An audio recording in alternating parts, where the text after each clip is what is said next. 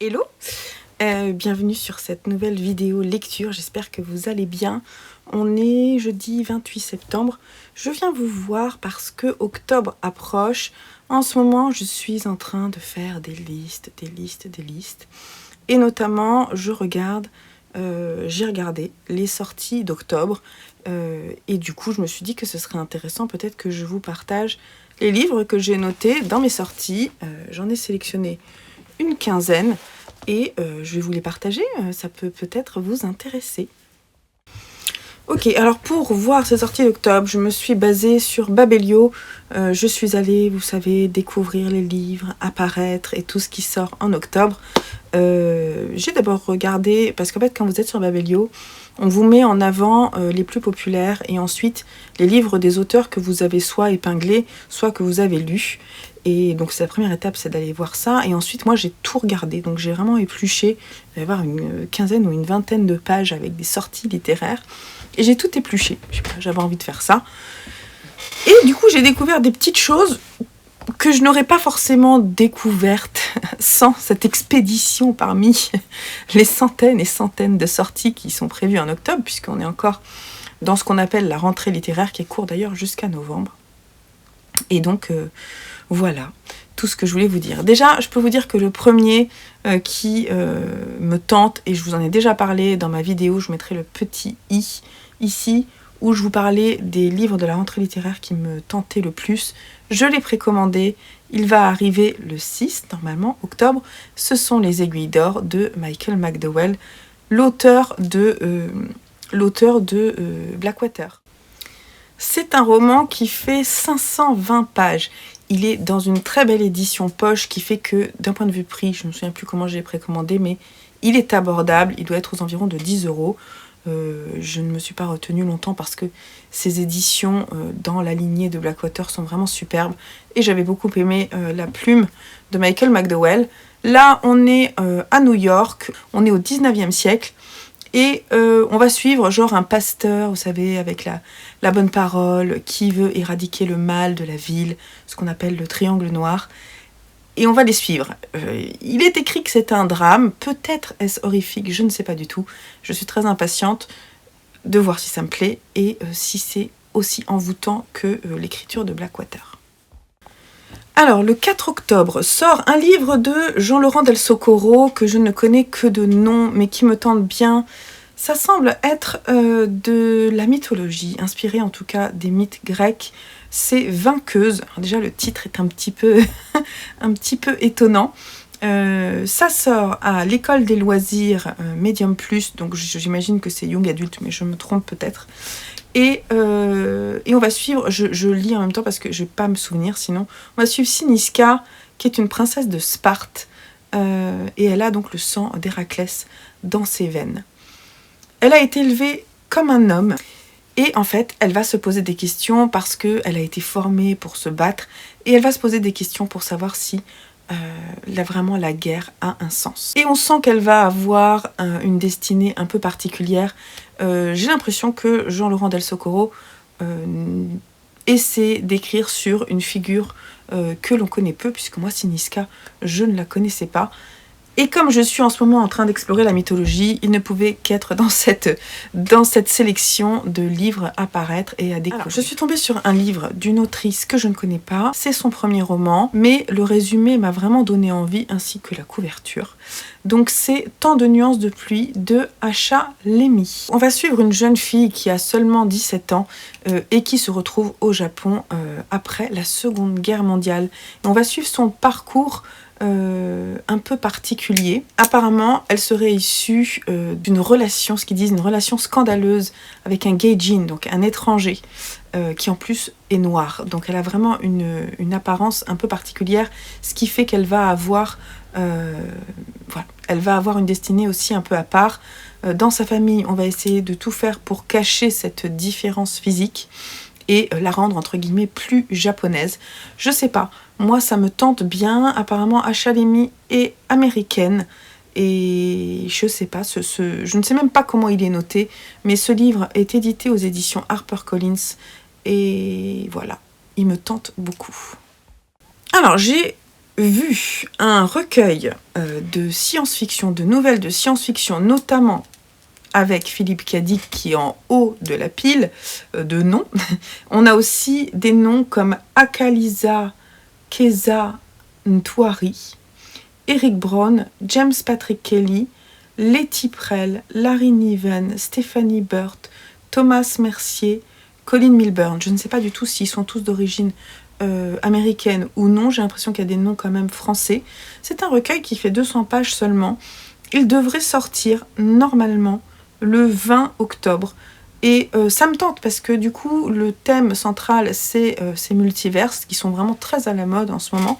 Et apparemment, ça fait longtemps que ce thème est abordé en science-fiction.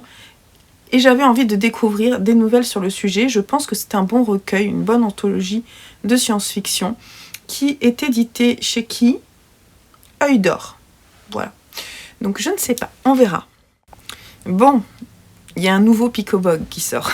C'est le tome 15, Les heures et les jours. Et c'est une bande dessinée de Dominique Roquès. Si vous ne connaissez pas Picobog, je vous invite vraiment à le découvrir. Alors, je n'ai pas dit, mais Dominique Roquès, c'est l'auteur. Et les illustrations sont de Alexis Dormal. Merci Alexis Dormal, parce que les dessins sont superbes. Donc on suit un petit garçon avec sa petite sœur et ses parents et toutes ses réflexions sur le monde. C'est abordable pour les enfants et pour les adultes parce que c'est une critique de la société et des rapports entre les différentes générations et des thèmes d'actualité, des sujets politiques, sociologiques, écologiques sont abordés avec beaucoup d'humour et d'intelligence. Si vous ne connaissez pas, allez découvrir. Que ce soit avec le tome 15, il n'y a pas d'ordre pour découvrir Picobog, mais nous on adore. Voilà. Je n'ai pas dit, mais ça sort chez Dargaud. Et ça sort quand, le Picobog? Il sort le 13. Ensuite, il y a une BD. Et je pense que c'est une BD, hein, c'est ça? Oui, c'est une BD d'horreur. Notamment qui aborde le thème du vampire, qui est un thème que j'aimerais beaucoup explorer à un moment sur mes explorations de 2 mois. Là, ça s'appelle Dark Quentin. Et c'est une BD de Matao que je ne connais pas. Ça sort le 6 en français dans la maison d'édition 6 pieds sous terre. Donc là, apparemment, on suit un gamin qui ne sait même pas qu'il est vampire et qui va s'en rendre compte petit à petit. Il est complètement genre geek, enfermé dans sa chambre à regarder des vidéos, mais le problème c'est qu'il va casser son ordinateur et il va se retrouver en quête d'une nouvelle machine. On ne sait pas trop, mais en tout cas, il va aller à la rencontre d'autres personnes aussi vampires et qui vont lui faire découvrir un monde vampirique 2.0 qui semble haut en couleur. La couverture est en noir et blanc, je ne sais pas si à l'intérieur c'est de la couleur, mais je sais pas, le thème me tente et si un jour je fais une exploration sur le vampire, je pense que cette BD fera partie du lot. Alors là, la couverture m'a plu et je me dis, j'ai pas lu grand chose dessus, donc c'est l'irrésistible appel de la vengeance de Rosa Mogliasso et traduit par Joseph Incardona, ça paraît chez Finitude Édition et ça sort le 6. Là, ça a l'air d'être, vous savez, un peu comme une sorte de cozy mystery. On va suivre Amanda, qui est auteure de Polar, mais complètement has-been, qui n'est pas bien de sa peau, elle est malheureuse en amour, et elle a 50 balais, et c'est la cata. Mais elle anime un atelier d'écriture. Et avec cet atelier d'écriture, elle s'exerce à l'art du crime parfait. Sous sa direction, un petit groupe de prétendants à la gloire littéraire s'exerce à l'art du crime parfait. Parmi eux, Roger, le beau tennisman, Vanessa, la MILF tirée à 4 épingles, Giovanni, le romantique octogénaire, et Ludovica, l'insupportable agent littéraire d'Amanda. Chapitre après chapitre, professeurs et élèves se plongent dans les mécanismes subtils d'une intrigue romanesque, mais aussi dans ceux plus insidieux des passions qui les lient les uns aux autres. L'ironie irrévérencieuse de Rosa Mogliasso fait mouche, et tandis qu'elle nous montre les règles de construction du plus infaillible des polars, elle s'amuse à les saboter, jusqu'à l'imprévisible coup de théâtre final. Mais attention, un roman peut parfois en cacher un autre. Et je trouve que ce résumé est plutôt fun. Cette couverture, elle donne vraiment envie, hein. Elle est complètement old school. Voilà, j'ai envie de savoir. Il n'est pas très long, il fait 256 pages. Voilà, à voir. Un essai dont le titre m'intéresse beaucoup, je ne connais pas l'autrice qui est Lorraine Malka. Le titre c'est Mangeuse, histoire de celle qui dévore, savoure ou se prive à l'excès. On est édité chez Les Pérégrines et ça sort le 6 octobre. Le sujet de la gourmandise féminine est un sujet qui me parle beaucoup parce que je pense qu'on est, avec ce diktat de la minceur, dans un monde vraiment particulier où on ne sait plus ce qu'on doit faire, si on doit être gourmande, manger, se priver, on ne sait pas. Et je trouve que c'est un sujet extrêmement touchy et en même temps qui m'intéresse vraiment. Donc si je lis un essai cette année, ce sera celui-là. Ça m'intéresse vraiment beaucoup. Je pense me l'acheter. Là, c'est le résumé qui m'a plu. Je vais vous parler de La Maison Bleue de Julie Desp, que je ne connais pas. On est chez Cap Plume et ça sort le 5 octobre. Je vais vous lire le résumé parce qu'il est assez court, je crois. Les trois, comme on les surnommait dans le collège et lycée de Saint-Brieuc, ont grandi sur la côte du Goëlo en Bretagne. Désormais quarantenaires, ils ont chacun construit leur vie. Emma, capitaine de police en France, est obsédée par une enquête en cours. Gna gna gna gna. Léo, trader à New York. Justine, réflexologue à Londres. Voilà. Et par des circonstances déroutantes, ils vont se retrouver quelques jours sur les lieux qui ont marqué leur adolescence. Les mêmes lieux où le drame s'est produit 20 ans plus tôt. Voilà. Et on va essayer de voir comment ils ont évolué. Et je sais pas, je suis intriguée par cette histoire. C'est assez court, il fait juste 200 pages. À voir. Là, je ne connais pas l'autrice, mais c'est une anthologie. Ça s'appelle Couvée de filles de Joël Wintrebert. Je ne connais pas. 30 ans de nouvelles par la grande dame de l'imaginaire français. Je pense que c'est intéressant d'aller découvrir les femmes écrivains, notamment dans ces genres qui sont décriés. Là, on a voilà, toute une série. Elle en a fait combien? Toute une série de nouvelles, 16 nouvelles. Qui déploie son talent tous azimuts et se déguste comme une suite de surprises stimulantes pour l'esprit. On voyage dans les mondes parallèles, arches écologiques, créatures charnelles séductrices, greniers hantés, cités mystérieuses ou futures, sociétés matriarcales, etc. J'ai très envie de découvrir. Si à l'occasion je tombe dessus, je me l'offrirai. C'est quand même un recueil de 480 pages. C'est édité au Diable Vauvert, qui est vraiment une bonne maison d'édition. Et ça sort le 19. J'ai très envie de découvrir Joël Wintrebert. Si vous connaissez, n'hésitez pas à me dire si ces écrits vous plaisent. Alors là, c'est le sujet et le fait que ce soit Actes Sud, enfin Actes Noir, la collection Actes Noir chez Actes Sud, qui me tente parce que je pense que c'est un polar. Ça s'appelle Au fin fond de décembre de Patrick Conrad. Je ne sais pas qui c'est.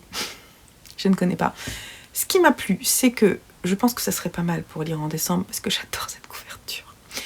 Que le livre est court, 288 pages, et que je fais totalement confiance à Actes Sud. Donc c'est une histoire, c'est un polar, un ancien inspecteur de police qui sort de prison parce qu'il a tué un mauvais suspect du viol et d'un meurtre de sa fille. Je ne sais pas s'il est connu, si c'est une suite de saga ou non. Il va découvrir un cadavre lors de sa première mission après sa sortie de prison. Et il va se lancer dans une enquête qui va l'entraîner dans les recoins les plus tordus et sordides de la ville d'Anvers. Voilà, pourquoi pas. Cette couverture est assez magistrale. J'ai envie de découvrir cette femme, peut-être en décembre. Alors là, c'est un livre auto-publié. Qui n'est référencé un peu genre nulle part sauf sur Babelio. Ça s'appelle Le Registre de Noémie Bourgeois, qui est aussi, je pense, française. Il sort le 4 octobre. Et je vais vous lire rapidement le speech derrière parce que je trouve que c'est intéressant. On va plonger dans l'horreur d'un monde où les femmes ne peuvent plus disposer de leur propre corps. On est entre anticipation et roman contemporain. On plonge dans un univers qui est régi par ce qu'on appelle l'ordre. On est en 2045. À ce jour, l'avortement est interdit et chaque grossesse est inscrite dans ce qu'on appelle le registre. Toute tentative d'interruption est sévèrement punie et certaines femmes sont pourtant prêtes à tout perdre pour retrouver une liberté. Je sais pas, je trouve que le sujet me semble intéressant. L'auto-édition, ça peut être intéressant aussi. Voilà, ça me tente bien. Là, j'ai noté le roman L'une ou l'autre de Oyin Khan Braithwaite. Voilà, qui est édité chez La Croisée. J'arrive pas à le dire son prénom. Oyin Khan Braithwaite, c'est une autrice que j'ai découvert avec ma sœur serial killeuse, dont je vous ai parlé il n'y a pas très longtemps, cet été, qui est nigérienne. Et là, c'est un nouveau roman, je crois que c'est l'histoire d'un homme qui arrive dans une famille au Nigeria, où il se retrouve entouré de ces deux femmes, et il voit bien que l'une ou l'autre a commis un crime. Et voilà, il y a une histoire un petit peu louche comme ça. J'ai pas le résumé sous les yeux de ce que j'en ai lu. C'était ça. J'avais beaucoup aimé l'écriture de Oyinkan Braithwaite. C'est terrible, excusez-moi. Là, ce livre fait 160 pages. Je pense que ça peut être sympa pour découvrir son écriture et puis pour passer un bon moment, parce qu'elle a une écriture très efficace, toujours avec une sorte de tension un peu thriller, vous voyez, avec de l'humour, donc ça peut vraiment être sympa. Il sort le 4 octobre. Alors là, on va chez Marvel avec une sorte de recueil, je crois. Enfin, je sais pas. En tout cas, la BD s'appelle « Je suis Loki » et il y a plusieurs auteurs. Mais je les ai pas, là, sous les yeux. Donc, c'est un collectif. Demi-frère de Thor. Bon, voilà, c'est l'histoire de Loki. Il a été un méchant, il a été un héros, il a été le pire ennemi des Avengers, mais aussi celui qui a provoqué leur naissance. Il a été le dieu du mal, puis de la malice, puis des histoires. Moi, j'adore ce personnage, et c'est clair que celui-là, je vais me l'offrir. Voilà, parce que je ne peux pas regarder la nouvelle saison de Loki parce qu'on a arrêté notre abonnement à Disney+. Je vais compenser, c'est sûr. Voilà, celui-là, il sort le 4 octobre et il fait 320 pages. Il sort chez Panini. Moi, tout va bien. Je vais me l'acheter. Et on termine encore avec une BD. Je suis leur silence de Jordi Lafèbre. Jordi Lafèbre, c'est un auteur français. C'est celui qui a fait Malgré tout. Et aussi Lydie, que j'ai beaucoup aimé. Malgré tout, j'avais bien aimé, mais j'avais préféré Lydie, vraiment avec un trait de crayon particulier et toujours des histoires assez fortes. Là, j'ai même pas lu, je vais vous lire rapidement de quoi il est question. On est à Barcelone de nos jours. Eva Rojas est une jeune et brillante psychiatre qui rechigne à répondre aux questions du docteur Lull. Pourtant, elle n'a d'autre choix que de collaborer pour espérer récupérer sa licence et exercer à nouveau son métier. Il y est question de lourds secrets qui pèsent sur le domaine viticole de sa grand-mère. Il y a une histoire de testament, tout ça. Je sens qu'il y a une histoire de secret de famille derrière. Ça sort le 13 octobre chez Dargaud et ça fait 112 pages. Rien que la couverture est top. Je pense que je vais croiser les doigts pour que ma bibliothèque l'achète et que je puisse le lire prochainement. Et bien voilà, on a fini cette vidéo sortie littéraire d'octobre. J'espère que ça vous aura plu. Pardon, je suis désolée, je suis un peu fatiguée aujourd'hui. Si c'est le cas, n'oubliez pas de soutenir ma chaîne avec un petit pouce peut-être. Si vous n'êtes pas abonné, allez-y. Des sorties, il y a plein de vidéos qui vont sortir, sauf que mon organisation est un peu bordélique en ce moment au niveau de la chaîne. Voilà, c'est tout. J'espère que ça vous aura plu. Je vous fais des gros bisous. Je vous dis à très vite sur une prochaine vidéo. N'hésitez pas à me dire si vous avez envie que je fasse ça de façon mensuelle. Bref, j'arrive pas parce que mon fils est arrivé entre-temps. Je vous laisse là. Je retourne à mes pastilles Strepsil. Et tout ira pour le mieux dans quelques jours. Je vous fais des bisous. Bye bye.